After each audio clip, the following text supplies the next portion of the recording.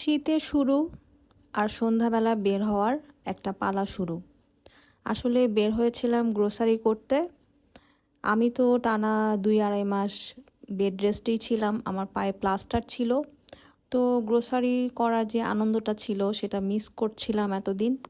তো গিয়েছিলাম, আর এই যে আমার ফেভারিট ফুলের দোকান, আমি কিন্তু এই সাইডেই অ্যাক্সিডেন্টটা করেছিলাম।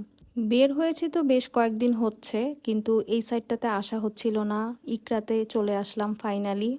যেদিন অ্যাক্সিডেন্ট করেছিলাম সেদিনও আমি ইকরাতে এসেছিলাম, আর এরপর এই যে। তো অনেক দিন ধরে ইচ্ছে করছিল, যদিও এই খাবার খাওয়া আমার একদমই মানা, তারপরও খেতে খুব ইচ্ছা করছিল।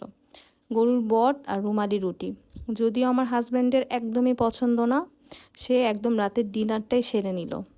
আর ইকরায় গেলে কি ইকরার চা মিস করা যায়? এটাও আমার জন্য খাওয়া মানা, তারপরও খেলাম অনেক দিন পর।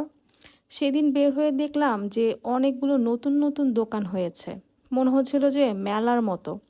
অনেকগুলা দোকান দেখে আমার আবারও চা খেতে ইচ্ছে করছিল। কেন জানি সেদিন বাসায় ফিরতেই মন চাচ্ছিল না, যেহেতু এই সাইডটাতে অনেকদিন পরে এসেছি। আর এরকম সুন্দর একটা কাপে চা খেয়ে মন ভরে গিয়েছে। এরপর গ্রোসারির মধ্যে আমি টুকটাক আমার স্কিন কেয়ার প্রোডাক্টও কিনেছি। শীতের জন্য এই ময়শ্চারাইজারটা কিনেছি, এটা বেশ ভালো মনে হচ্ছে, ইউজ করছি। Thanks for watching.